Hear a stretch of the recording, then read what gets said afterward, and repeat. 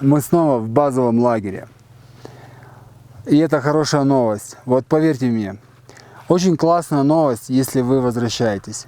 Неважно, пускает вас гора или не пускает. Нет, это важно. Но самое важное, что мы в базовом лагере. С 10 пальцами на руках и 10 пальцами на ногах. Я хочу сразу очень поблагодарить вас за поддержку. Вот поверьте, это вдохновляет. Это вот держит в тонусе. Это здорово. Спасибо вам. Приступим к развороту событий. Начну с классной новости. Как и в 2018 году, наша команда зашла на Эверест. И мы имеем первого Сергея с Узбекистана. Ему так нужна была эта вершина. Вы не представляете, это добрейшей души человек. Но, может быть, не в самой богатой стране или не самым успешным бизнесом. Ему мега важно была нужна эта вершина. Он одалживал деньги, он рисковал. И я переживал за него. Честно скажу, больше всех я переживал за этого Сергея. Я искренне рад, что все получилось. Также вошел второй Сергей из Риги, первый киргиз, по-моему, киргиз, или нет, таджик, все-таки таджик. Я постоянно шутил с ним, киргиз, узбек. Ну, вы помните, да, наверное, как с фильма «Жмурки». Там дразнили тоже одного эфиопа, а он злился, что он не эфиоп. Я русский. В Эфиопии никогда не был. Так и у нас был Виталик. Наташа из Киева. Она шла очень медленно, но она шла очень уверенно. И это был правильный стратегический расчет, чтобы зайти на вершину. Также Юра тоже взошел на вершину. Мы всех поздравляем. Ну это же Эверест, он не может быть простым. Блять, много тропили. И много таких вот довольно-таки крутых участков. Может, это из-за снега. Ну и в конце вот этот вот скальник по гребню. Такой участок крутой. Причем на высоте. Надо расходиться с людьми. Они ломятся туда-сюда. Вот. И там не очень удобно. А сил уже нету. И приходится карабкаться. И Нимса обогнал. По этим камням. Зачем? И так же, как в 2018 году, команда Алхозе не взошла на вершину. То есть вот абсолютно никто из нашей команды. По поводу этого провала, можно так назвать, был допущен ряд стратегических ошибок. Ну просто очень много определенных стратегических ошибок. В конце я получил опыт и 2 месяца нахождения здесь. А это, поверьте, тяжело. Первый лагерь. 4 вертолета к ряду полетело. После вершины многие не хотят проходить ледник Хумбу. Ну, наверное, правильно. Много опасных мест. Большая усталость. В общем, сейчас полеты во второй лагерь. Такое ощущение, что с базового нам базар. Официант! 2 кофе. 2 кофе, официант. Я очень рад, что сегодня мы будем двигаться в сторону дома. Возможно, на вертолете, возможно, пешком. Вы слышали, сейчас прилетал вертолет, и эти маршрутки 87-я, 89-я, 103-я летают с 6 утра. Почему они летают с 6 утра? Потому что они забирают людей со второго лагеря. Они забирают людей со второго лагеря в базовый. Вопрос, почему не пройти его пешком? Красивый ледник Хумбу. Потому что он стал безумно опасным красивым ледником. Я по нему проходил, я вам скажу, это просто жесть.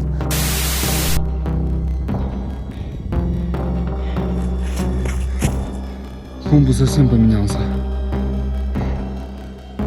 Выпало много снега. Ледник поломался, подвинулся. Весь Хумбу трещит на глазах. Трещина только что я проходил. Скажу вам, это страшно. Но красиво. Бегать по минному полю в Камбодже гораздо безопаснее, чем по леднику Кхумбу. Он весь разрушается. Ты стоишь на каком-то леднике, а он ломается. Лестницы не закреплены. А если закреплены какими-то шнурками с обуви, и ты уже переходишь, ну, крайне напряжен, тебе крайне страшно. А вчера при переходе Паша провалился на леднике Кхумбу не потому, что он был неаккуратен, он просто провалился вниз на 2 метра и вылазил оттуда минут 20 с помощью наших ребят. Также передо мной шли шерпы, человек 5, отваливается кусок ледника, и он падает вниз метров на 7, они его спасают, он несет рюкзак с вещами, возможно, нашими, этот рюкзак улетает вниз в трещину. Вот шерпа один сорвался с маршрута, упал, теперь они его всем табором спасают. No video, no move. What happened? А?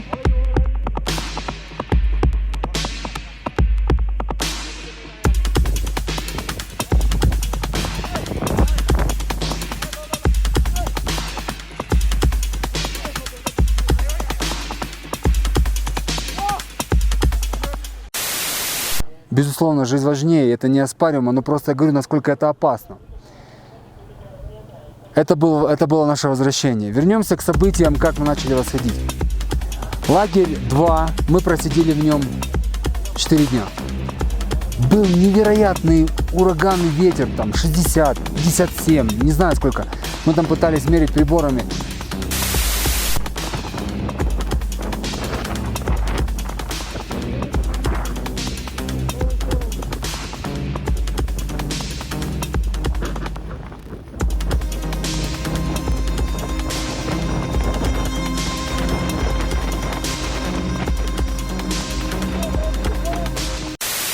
До 70 км в час. И это все идет снегом. Холодно выходить. Ты или в дайнинг-холле, или в палатке. 4 дня. Даже повара, я не знаю, насколько они квалифицированные альпинисты, приходили и говорили, вам надо идти вниз. Даже непонятно, что ветер был. Вот так вот лежим в палатке на 6500, второй лагерь. Палатку колыхает во все стороны. На улице Ютьюба. Будем здесь еще 2 дня. Ждать, пока погода наладится. Потом в 3-й лагерь. Вам не надо идти вверх, все, сезон закрыт, вам надо идти вниз. А чтобы мы не сомневались в том, что нам нужно идти вниз, они начали нас кормить далбат, по-моему, называется это блюдо их национальное, это рис, соус, и мяса нет, там кое-какие овощи. Очень острое. Вот просто я люблю острое, но по сравнению с этим я не люблю острое. Это была максимально острая пища, и нас кормят 4 дня. Ну, чтобы мы не сомневались, что нам пора идти вниз. Если мы не понимаем мозгами, мы сделаем так, что это будет желудком. Покажи, как поступают настоящие вегетарианцы. Те, кто не едят мясо. На высоте. 6500. Выковыриваем то, что называется колбасой. Тарас на 4-й день говорит, знаете, если бы я был сам, я бы ушел. Я бы пошел, вниз. Потому что это она. Да, это моя куртка, окей. It's okay, yes. Засунь ее обратно,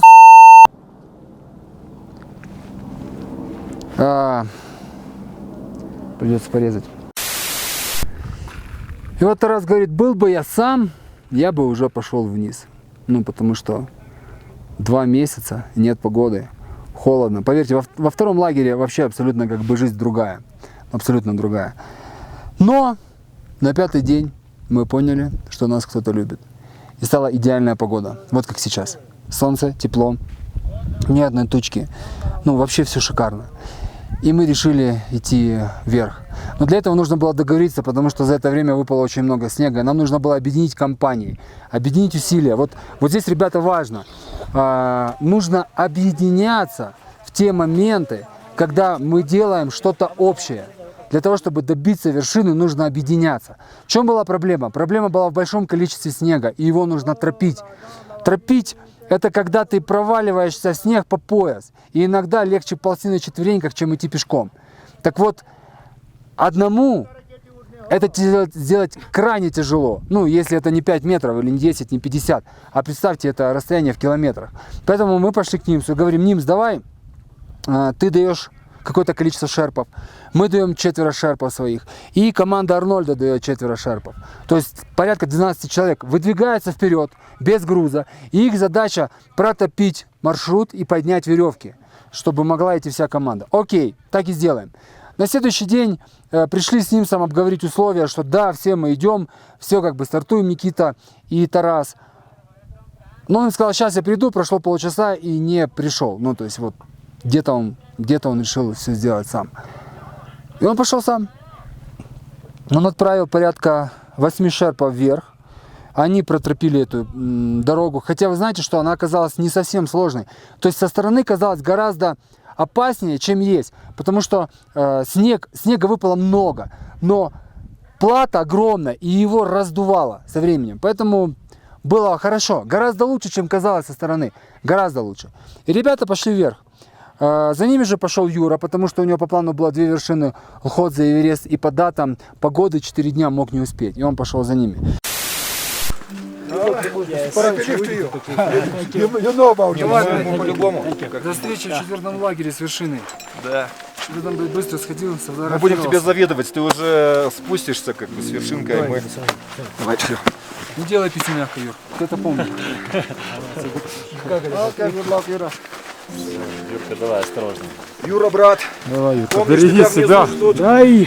Мое пожелание, знаешь какое? Слушай себя, слушай свой организм. И все будет хорошо. Все, давай, удачи. Все, на связи будем. Все, давайте. Все, давай, Юр, удачи. Мы за вас кулаки держим. Помните первое правило.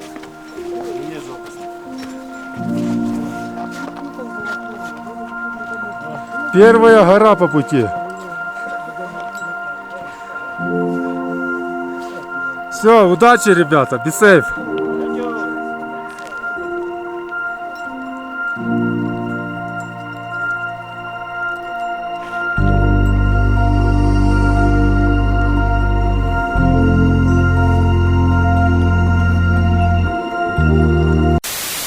На 8600 метров увидел человека, который сидит пристегнут перилом, но он был без маски.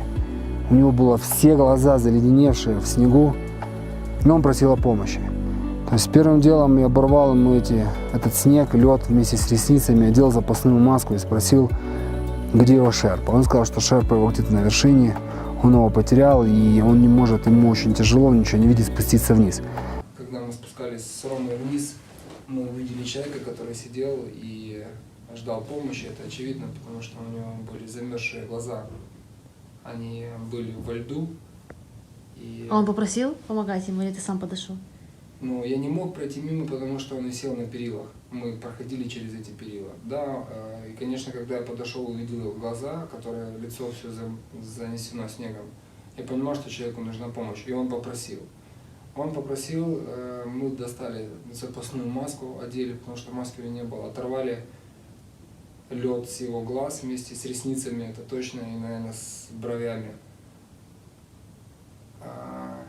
И у него не работал кислород. Вот с этим мы ничего не могли сделать, потому что кислород на горе отремонтировать, наверное, очень сложно в такой температуре.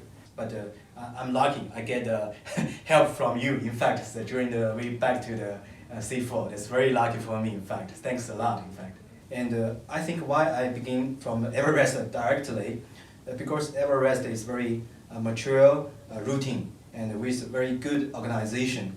And so many different group, they have many experience sharing there. And also the road is it's not really the most difficult comparing other mountains. So I think that I have more confidence to try Everest at the first time. So I move back very slowly and without glasses. Why you move slowly? One. Yeah, the problem is that I just mentioned my Sherpa made some problems of himself. He was blocked upper. And he moved very slowly. I want to go down, maybe 50 meters down, because there are another Sherpa in front of me in our group, and I want to tell him that my Sherpa has some problems. He need help because he moved very slowly, And but when I try to get down, I fell down. In fact, so that's my problems. When I fell down, I lost my glasses and even lost my glove. That's the problems. So that's why I came down alone.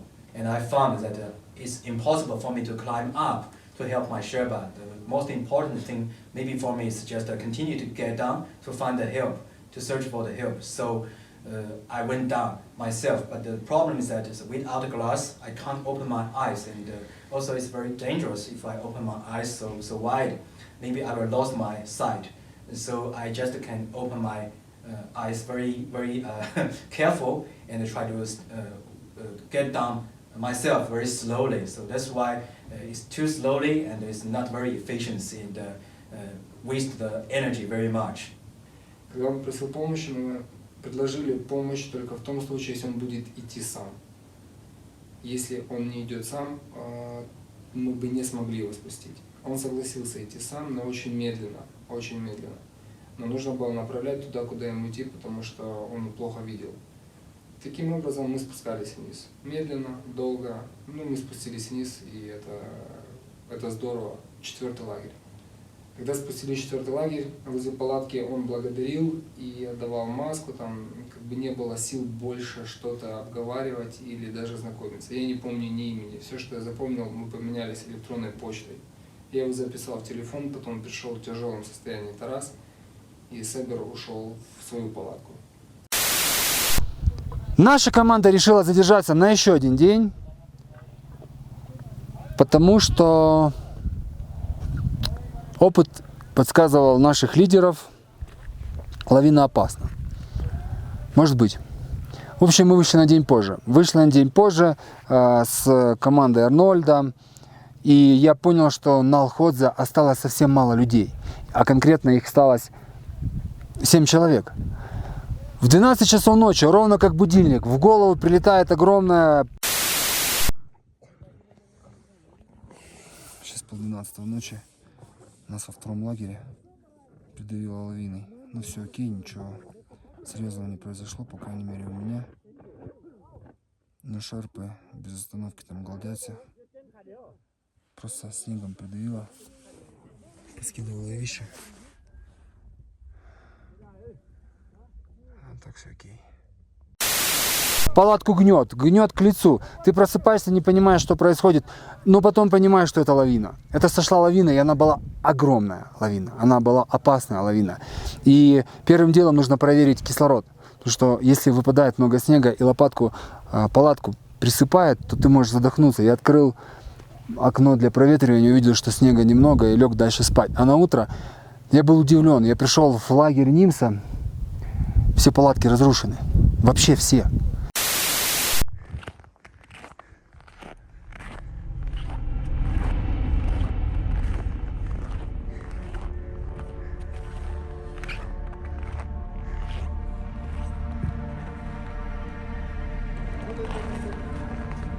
Сегодня ночью сошла лавина. Наш Данинг-холл еще стоит. Вот. Интернационального лагеря выглядит вот так.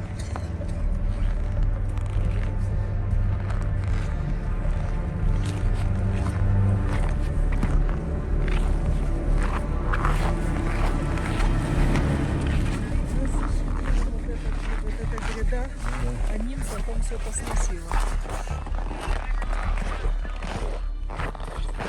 Лавина сошла откуда-то с той стороны.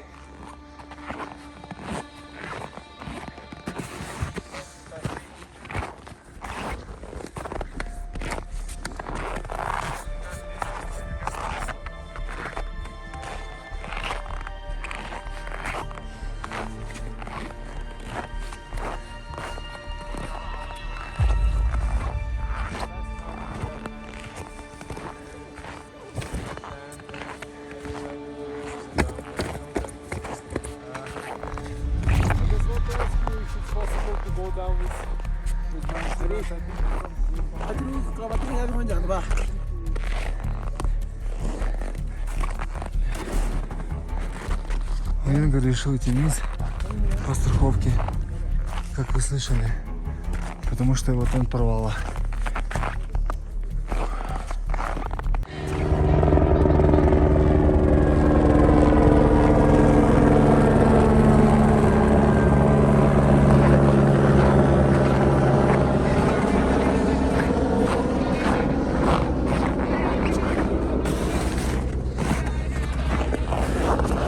продолжу о нашем восхождении.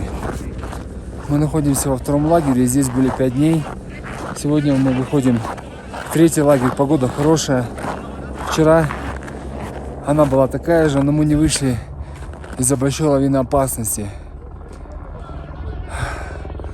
2 лавины сошло, одна из лавин разрушила лагерь Нимса и некоторых еще компаний. Нас просто укрыло снегом ночью. Некоторые люди отказались от восхождения. Я считаю, что это наш шанс. 2 человека из нашей команды пошло в третий лагерь вчера, для того, чтобы успеть штурмовать Эверест и Лхотзу. Мы же идем сегодня в третий, завтра в 4-й и из 4-го наверх. Я увидел одну девчонку, которая собиралась идти на Лхотзе. Она была в панике, ее успокаивали 3 шерпов, но она была просто в безумной панике. Вызвали вертолет, и она улетела. Это было страшно, потому что до нашего лагеря практически ничего не дошло, а вот до лагеря Нимса все разрушило. И у Нимса все-таки есть непальская чуйка, когда нужно уходить, потому что вся команда ушла днем, а лавина случилась ночью. Затем индийская армия, красивая, в одинаковой экипировке, которая ходит строем. И ты можешь видеть просто змейку двигающихся красных альпинистов. Также красиво улетела на вертолете домой, потому что пришло постановление военным идти вниз. Ну вы же понимаете, военные есть военные. Думать никто не приказывал. Думают кто-то там. Они улетели, гражданские остались. И мы пошли вверх. Встретили по пути. Нет. Мы пошли на завтрак. В 8 утра проходила Христина в огромном теплом комбинезоне, в жару 40 градусов. Я говорю: Кристина, ты разденься, потому что ты сгоришь. Она: нет, я знаю, что я делаю, я опытный альпинист. Ну окей. Мы позавтракали, через 3 часа я встретил Христину, которая пыталась снять комбинезон. Мы дошли до 3-го лагеря. В 3-м лагере ничего необычного, кроме моего любимого кислорода. И дают нам это чудо. Дают турбину к моему мотору внутреннего сгорания. 5:30. Скоро будем отдыхать. Пал? Вам?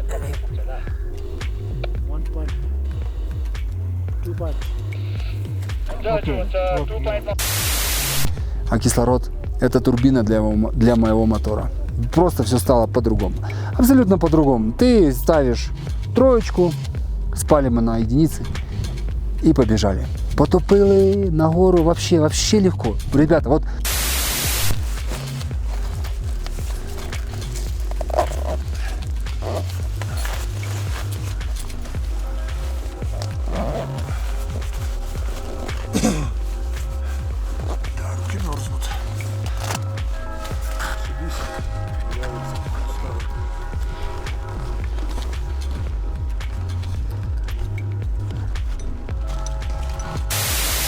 Просто кислород изи. Пришли в 4-й лагерь. В 4-м лагере мы разложились, Паша, Тарас и я, приготовились ко сну, поели мивину. Я могу съесть 2 порции мивины подряд. Кроме мивины ничего не заходит на высоте. Лично для меня мивина спасение, потому что все остальное вызывает рвотный рефлекс. Все вот эти упаковки, которые там заливаешь кипятком, они ужасные, просто ужасные. Навстречу нашему лагерю спускался Петя. Это из Украины наш земляк, который говорит: я не буду пробовать пытаться, потому что у меня была попытка за день до этого. Очень много снега, и я не могу там пройти, мы пробовали. А веревки, перила, они на глубине полметра. Ты их вытаскиваешь, а иногда снег настолько твердый, превратился в лед, что ты не можешь их высунуть. Мы эту информацию знали еще во 2-м лагере, 3-м лагере, и не сделали правильных реакций по этому поводу. А каких именно реакций? Можно было взять веревки дополнительные, можно было взять ледорубы. Кстати, вот здесь они пригодились. Я вам говорю, что ледорубы не нужны. Они нужны. Нужно брать просто их легкие. Возможно, карбоновые, это самые легкие, еще и красивые для девочек. Но ледорубы нужны. Ребята, ледорубы точно нужны. И мы выходим на штурм. С 4-го лагеря вышла команда на Эверест. Мы вышли на Алходзе. И так как в 2018 году я рассказывал, проходило, так же и у ребят это проходило. Все так же. Примерно 100 человек пошло на Эверест с шерпами. И мы вышли на Алходзе. Я сходил в туалет и пошел последним. Возможно, это была хитрость, чтобы меньше тропить, потому что снега много. Зашел коллегу с Одессы, Extreme Guide, пойдем с нами. Он говорит, да, я вас догоню. Самое интересное, он вышел через час после нас, перехитрил себя, а возможно нет, уже наших следов не было видно, их замело снегом. Я догнал наших ребят через 20 минут, и нас было 8 человек. 4 шерпов и 4 клиента. Один парень из Швейцарии. И все шло очень классно. Мы за 2 часа набрали 300 метров высоты. То есть мы уже на 8,050. Я думал, что мы вершину встретим в темноте, потому что мы шли потрясающе быстро. Кислород добавил, все хорошо, все тепло, все идется, все здорово. Но уперлись в тот момент, когда веревка ушла глубоко под снег, под лед, и мы ее там и ледорубом, и кошками, и чем угодно выбивали, но не могли выбить до конца, чтобы понять хотя бы направление, куда идет веревка. Мы подошли к кулуару Алходзе. Нам пришлось отстегнуться и идти по довольно резкому наклону, ну очень резкому, правда, и искать каким способом подняться наверх. Это опасно. Это правда опасно. Ого!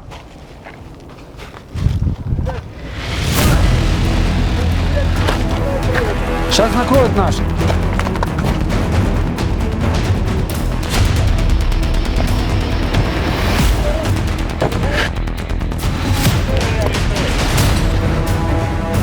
Серега, держи рацию включенную, Серега.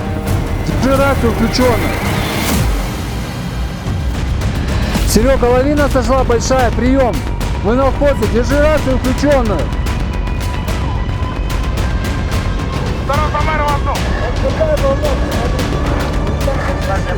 430, 600. 145, 150. Убери 7 вершин.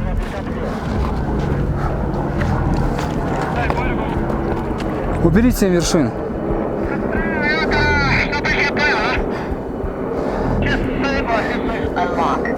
Включил? Да.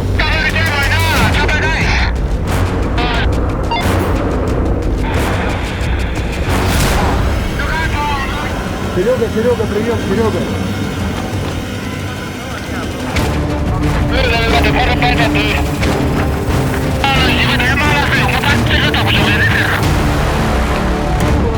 Серега, кулак, на связи, там лавина сошла, не выключай рацию. Серега. Все нормально, только что прошли, пьем колу, и охуеваем, бля, счастливчики, короче. Молодцы, поздравляю. Ну мы за вас тут жутко перепугались. Что говорит? Говорит, все нормально. Через 15 минут колу попьем, блин, устали. Они внизу уже. Они внизу. Вы внизу, да? Вы уже внизу? Выходите. Скажи, мы перекрестились за вас. Принято. Ну, слава богу. Все в порядке. Ты что? Hazır. Sabah sigara bir lastik koy barang aypuyor. Друзья, кто интересуется миром гор, рекомендую подписаться на канал Тараса Познева, который рассказывает не только о горах, не только о восьмитысячниках, а именно как к ним готовиться, с какими сложностями вы столкнетесь на той или иной вершине. В общем, информативный канал. Канал для тех, кто любит горы.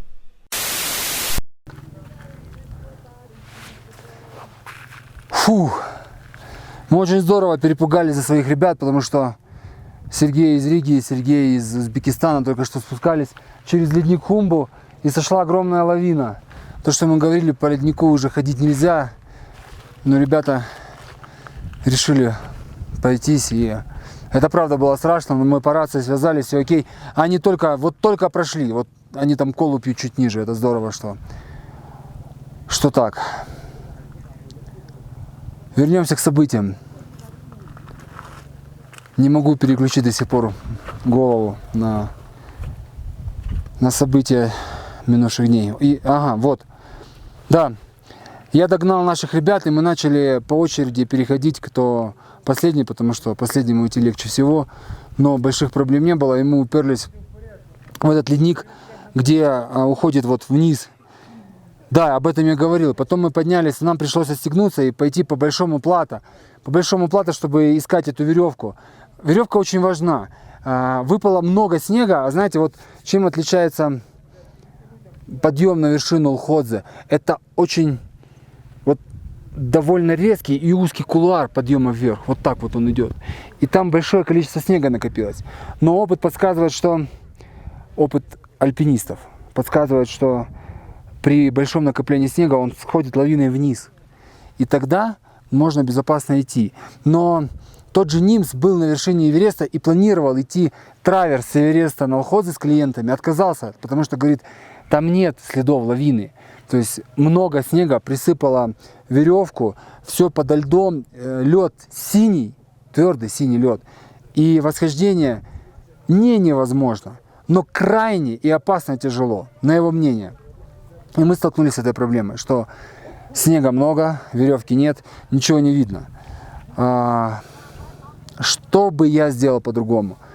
Наверное, я взял бы с собой веревок больше, чтобы провесить заново перила чуть левее.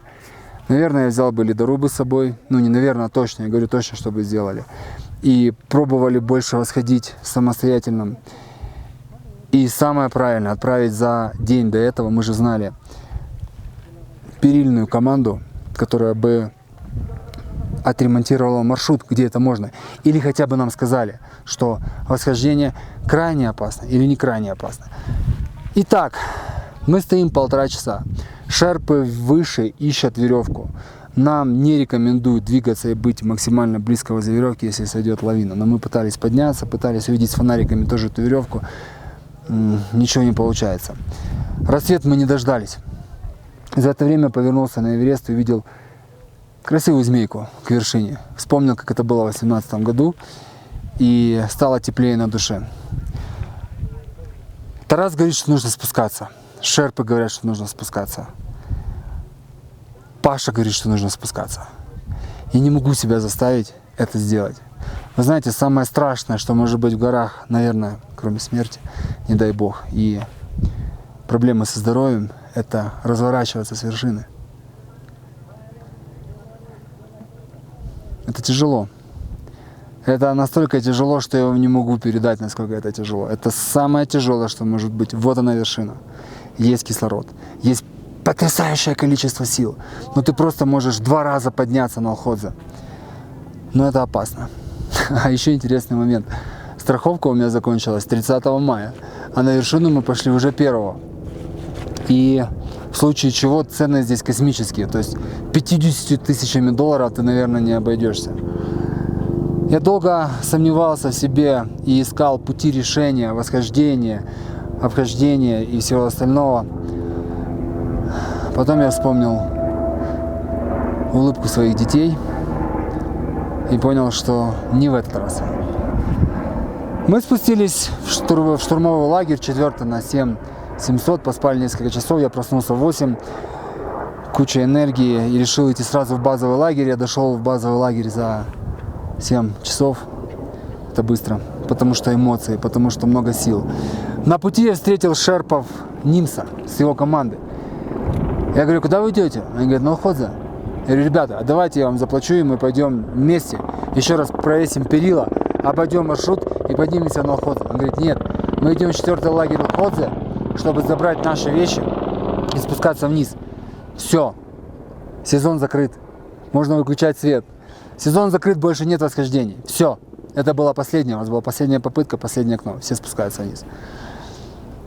Так и было. Я спустился в базовый лагерь, первым делом принял душ, потому что Не знаю, как вам объяснить запах котиков, что ли. Это, наверное, когда ты 8 дней не купался и ходишь в одном и том же термобелье, в одних и тех же вещах, и ты их уже ненавидишь. Вот сейчас как не хочется видеть эти вещи, но я за ними буду скучать, я знаю. Пройдет совсем немного времени, и опять захочу все то, что вы видите. Сейчас вам 100% это кажется безумно красивым, но мне сейчас это надоело. И я хочу к детям, я хочу в семью, я хочу на любимую Украину. И понимаешь, каждый раз, как ты любишь дом родной. Как это здорово жить в нашей любимой Украине. Как это классно. Что еще хочу добавить? Тем, кто собирается идти на Эверест, наверное, проще. Восхождение длиннее и тяжелее, если равные условия. Но тем, кто идет на Лхотзе или на гору, не такую значительную, не такую дорогую, не такую известную, как Эверест, нужно держать ухо востро и контролировать все вокруг, планировать все вокруг, чтобы идти на эту вершину, чтобы выйти в правильное окно, потому что это никому не интересно. Потому что количество восхождения на Эверест в этом году было 400 человек, по-моему, а на Лхотзе 100. На Лхотзе это все равно много. Но до вершины дошло гораздо меньше людей. Гораздо меньше. Я очень рад, что в этом году удалось нашим ребятам с Украины зайти на Эверест. Всем. В этом году удалось зайти Валику Сипавину на Эверест и на Лхотзе сразу. Поверьте, по-моему, меньше 100 человек это сделало всего. То есть одновременно, через один день на 2 вершины. Как я раньше говорил, так я и считаю, что горы — это про честность. Здесь многое про честность. И я очень рад, что многим украинским ребятам удалось зайти на вершину Эвереста. Это непередаваемые эмоции.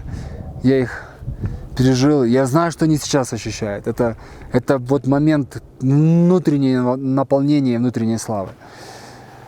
Не всем украинским, например, к Христине не удалось зайти. И заявление о бескислородном восхождении было, наверное, слишком...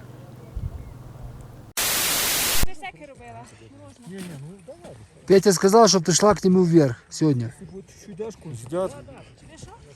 Петя сказав, щоб ти йшла к нему вверх сьогодні. Треба рекорд робити. Поки не передумав. Не хочешь все? Не предан он тебе оказался? А что ты не в комбезе идешь? А ты ж його не послухав. Ти сказала, я йду. Я йду на рекорд, дивись. У 8 вийшло, 15:33, ты только в 3-м. Какой рекорд, скажи? Так ти хочеш сказати, що я йду на швидкість? Ні. На що ти йдеш? 3 сутки на вершину чи що? А може 5, може 10, може 15. Душман, как ты? Понятно. Чуть тяжело сегодня. А я знаешь почему даже. Это подстава. Из-за солнца. Я сам чуть не сдох, блин. Не знающим человеком, что такое высота. Потому что уже в 3-м лагере Кристина еле шла и использовала кислород. Ее шерпа сказал, что они не взошли на вершину. А знаете, что самое интересное? Вот сейчас здесь в базовом лагере пишет журналист из Ивано-Франковска: расскажите, прокомментируйте. Вот наша Христина, она зашла на Эверест без кислорода. То есть уже есть пост, и не один, потому что Христина зашла на Эверест без кислорода. Ребята, она не зашла на Эверест. Даже с кислородом. Даже с 2 шерпами. Даже с 60 дней акклиматизации. Я считаю, это нечестно. Понимаете, все мы, наверное, в той или иной степени врем и так далее, но не здесь. Горы — это про честность. И в горы нужно идти с открытым сердцем. Тогда гора тебя, наверное, пустит и отпустит. И горы — это, наверное, про какую-то любовь. Но любовь такую вот с напылением мазохизма. Увидимся.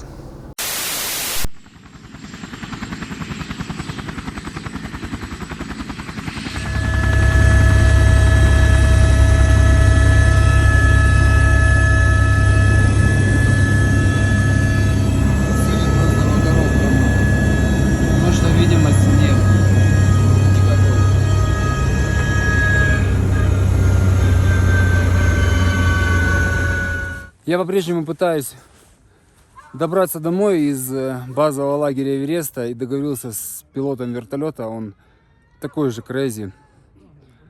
Кстати, он поднялся в Охотзе, в отличие от меня, в этом году. Короче, мы полетели, не долетели немного до Луклы, и нам пришлось сесть просто у кого-то в огороде, потому что видимости нет.